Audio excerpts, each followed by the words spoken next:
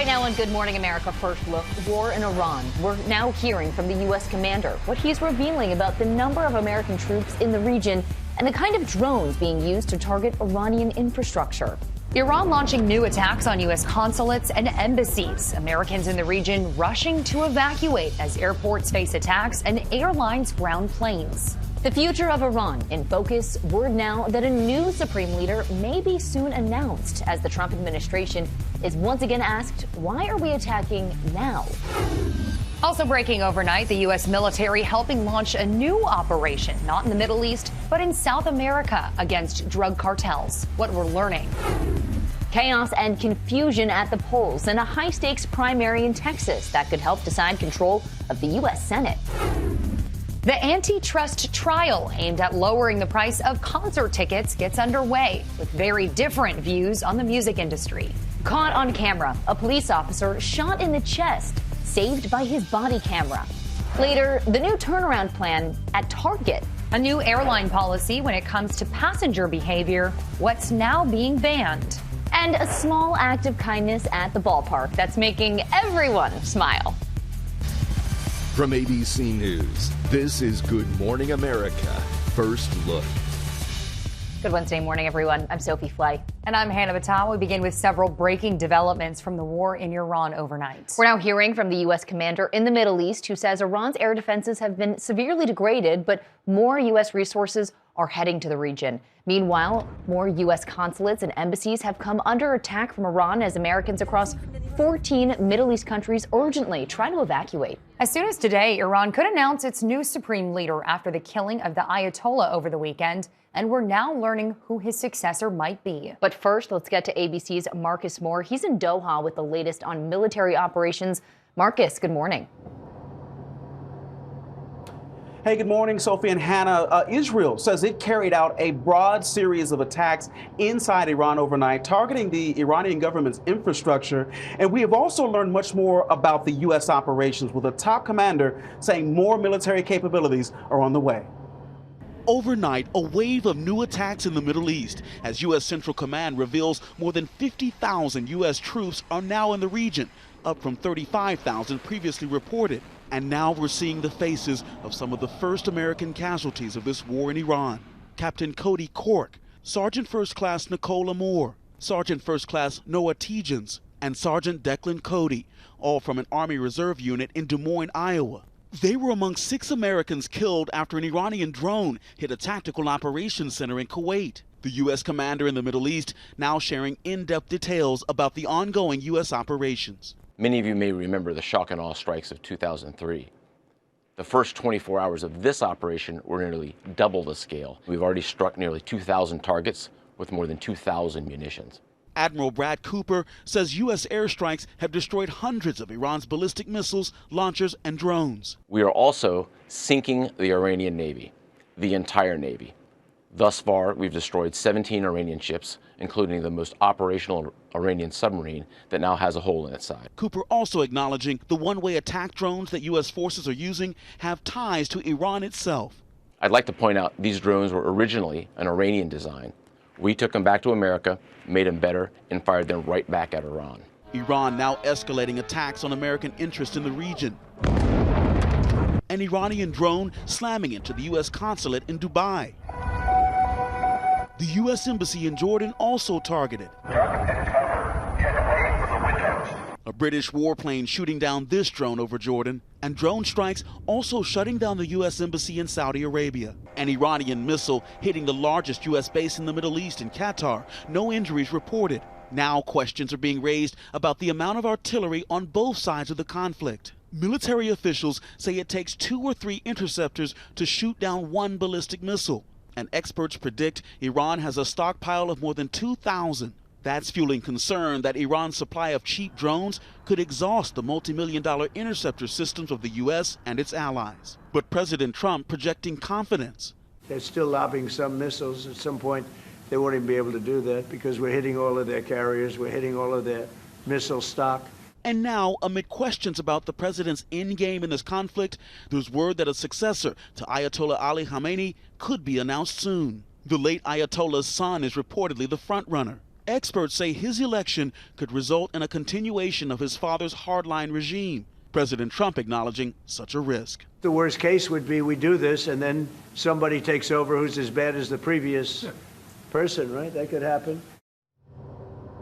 Multiple reports, including from the Wall Street Journal, say the Trump administration is now considering whether to support groups inside Iran who are willing to take up arms and topple the regime. Those groups could potentially include the Iranian Kurds. Hannah, Sophie. Marcus, thank you. Oil prices are rising now that shipments through the Strait of Hormuz have ground to a standstill. President Trump says the Navy will provide escorts for ships if necessary. Analysts say gas prices could jump another 25 cents per gallon in the next 2 weeks if the war drags on.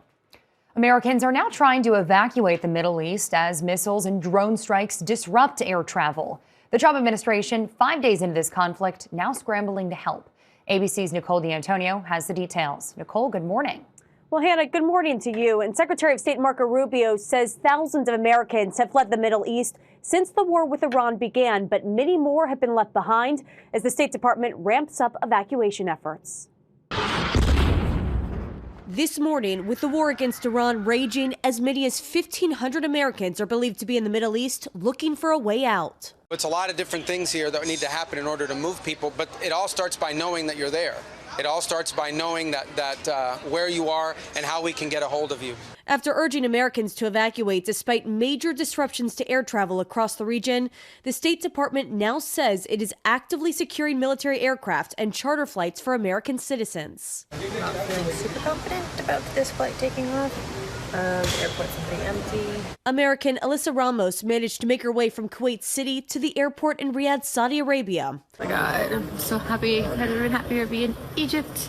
She was eventually able to fly to Egypt and is now helping others find transportation out of the region. We have a lot of options for land transfers. For those Americans still stranded, Secretary of State Rubio has encouraged them to call the State Department's hotline. But when reached yesterday, this was the recorded message. Please do not rely on the U.S. government for assisted departure or evacuation at this time.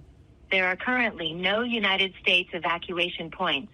In the meantime, different narratives have emerged over why the U.S. chose now to attack Iran. Secretary Rubio on Monday suggested an imminent strike by Israel played a role. But yesterday, President Trump appeared to contradict that claim. Mr. President, did Israel force your hand to launch these strikes against Iran? Did Netanyahu pull the United States into this war? No, I might have forced their hand. Trump offering a new explanation, saying Iran was set to attack. I think they were going to attack first, and I didn't want that to happen. So if anything, I might have forced Israel's hand. Last night, Secretary Rubio backing up the president. The president determined we were not going to get hit first. It's that simple, guys. But after emerging from a classified briefing, Democrats claimed there was no evidence justifying an attack. The point is there was no imminent threat. There clearly was no imminent threat. Critics voicing concern that U.S. ground troops could soon be sent into the conflict, a possibility the Trump administration has not ruled out. And Republican Senator Lindsey Graham says Iran was trying to restart its nuclear program, and that played a major role in Trump's decision to strike. Hannah. Nicole, thank you. We have more from the Middle East later on in this newscast and all day on our streaming service, ABC News Live. Another big story we're following, confusion in the Lone Star State. A high-stakes primary race with nationwide implications, and the voting was anything but smooth. Chaos at the polls across Texas in a primary that could help determine control of the U.S. Senate. Hundreds of voters were turned away at polling stations because of a new rule requiring them to cast ballots at their assigned precinct. Confusion and long lines prompted a judge to extend polling hours. But Attorney General Ken Paxton, who's running in the Republican Senate primary, got the Texas Supreme Court to overturn that order and separate any votes cast after 7 p.m. Paxton will now face incumbent and longtime Senator John Cornyn in a runoff election in May because neither candidate got more than 50% of the vote.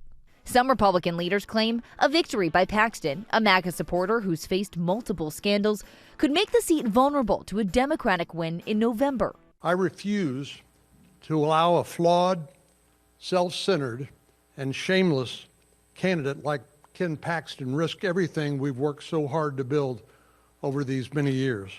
Cornyn and his supporters reportedly spent a record $71 million on advertising. After all the personal attacks, which there were many, and after all the lies, You listened to what John Cornyn was selling, and you weren't buying it.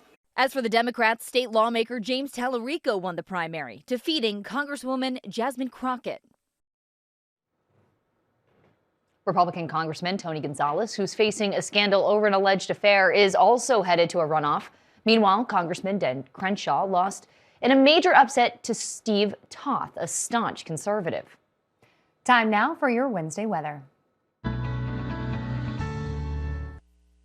Good morning. We're drying out in the northeast, but still lingering rains. Mid-Atlantic, Ohio Valley, all the way down to East Texas. Rain and mountain snow in the northwest. Pretty hot in the southwest, but spring-like temperatures all over the map and spring storms. This afternoon, it's Waco all the way up to Evansville. Starts a multi-day severe weather event. Thursday, it's Lubbock all the way to St. Louis on Friday. Strongest storms, Kansas City to Dallas during the day on Friday. Out ahead of the storm, big warm-up. We'll be talking 70s in D.C. as we head into the weekend, near 60 in New York and 50 in Boston. That's your forecast. I'm ABC News meteorologist Lee Goldberg.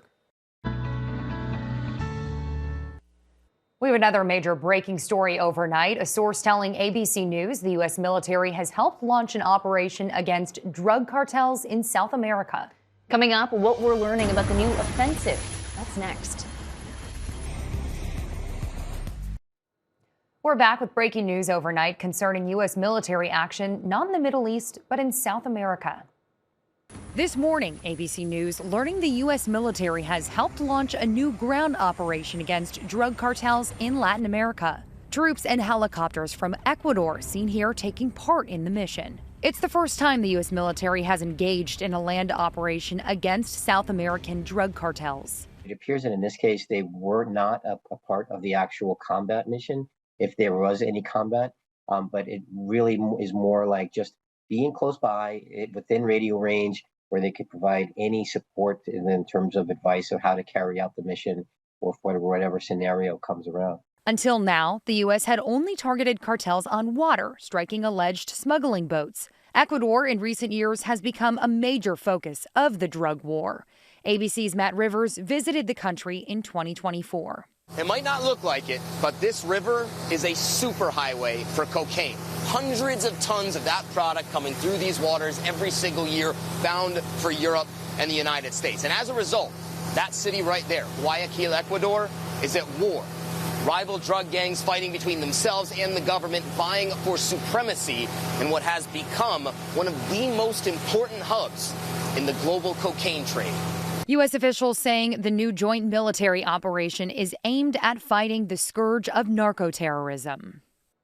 The DEA says a separate operation targeting a drug gang in Ecuador resulted in 6 tons of cocaine being seized, along with cash, and 16 suspects arrested. The father of a teenager accused in a deadly school shooting in Georgia has been convicted of murder. A jury took less than 2 hours to convict Colin Gray for the 2024 attack that killed 2 students and 2 teachers. Prosecutors accused Gray of not securing the rifle he gave his son despite warning signs about his mental health.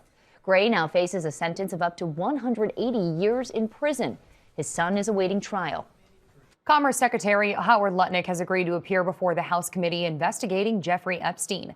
Lutnick previously said he cut ties with Epstein in 2005, but then acknowledged visiting Epstein's private island in 2012. Coming up, the exercise at the gym that's more important than we thought for longevity. Also ahead, a trial aimed at lowering the price of concert tickets kicks off with very different views about the music industry. Back now with the Florida deputy facing an assault suspect who opened fire at point-blank range. The deputy was hit in the shoulder and leg, but a third bullet was stopped by his body camera, likely saving him from being shot in the heart. The sheriff later showed the damage to that body camera. Well, the stronger you are, the longer you live. That's the result of a new study, at least when it comes to women. Researchers say muscle strength is linked to longevity. They analyzed older women, checking their health, fitness, and the strength of their grip. They say women with stronger muscles had a reduced risk of early death by a third or more. For years, music fans have complained that concert ticket prices are too high. Now, a trial aimed at bringing down those prices is underway. The question, is Live Nation a monopoly? This morning, the trial that could lead to the breakup of Live Nation is underway in New York. A jury set to decide whether the entertainment giant, which combined with Ticketmaster in 2016, is driving up prices in the music industry. In opening statements, a Justice Department lawyer pointed to the pre-sale event for Taylor Swift's Eras Tour in 2022, when Ticketmaster's site was overwhelmed and crashed, saying, "This case is about power, the power of a monopolist to control competition.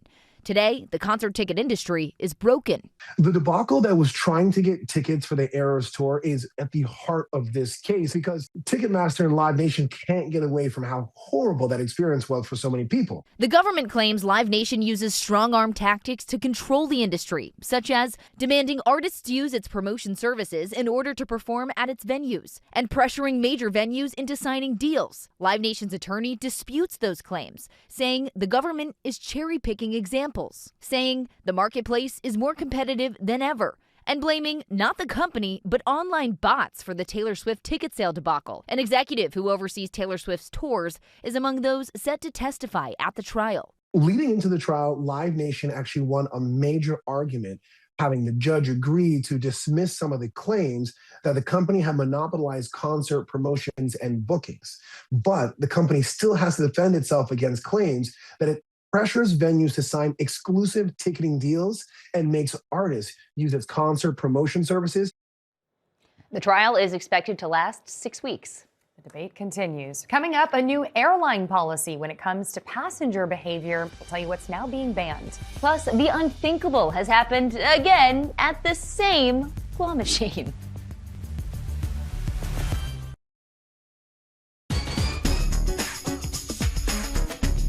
Time to check the pulse. We begin with the new turnaround plan at Target. The retailer has faced years of slumping sales. The new CEO now says the company will focus on revamping its home and apparel departments to better keep up with fashion trends. It also plans to expand its grocery section. Next, United Airlines is trying to keep things quieter in the cabin. All flyers will appreciate this one. It has a new rule for passengers. Headphones must be used if you're enjoying audio or video content. Penalties include being kicked off a flight or being banned by the airline. Next, there's apparently something special about a claw machine at a recreation center near St. Louis. Kids just can't stay out of it. Last month, we told you about a boy named Cooper who managed to crawl inside the machine. He was rescued by firefighters.